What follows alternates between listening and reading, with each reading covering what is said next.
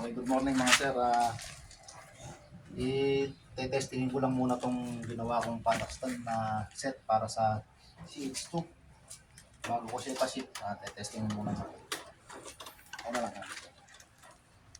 Ito wala yung isang spool niya. Tatapat mo lang yung catching.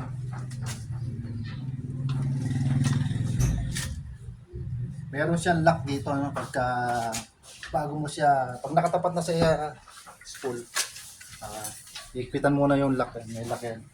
Gamit yung number 4 na Allen wrench. Kung may fit na siya, para hindi siya iikot.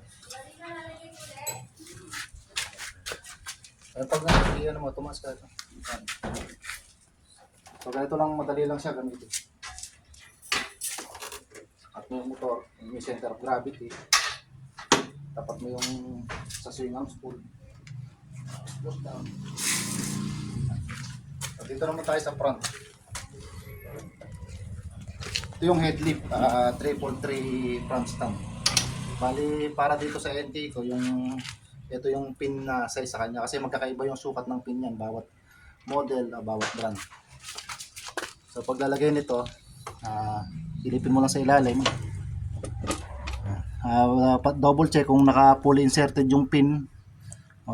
Ayan, pagka fully inserted na, medyo laruin mo ng konti kung mayroon na siyang laban. Close down na.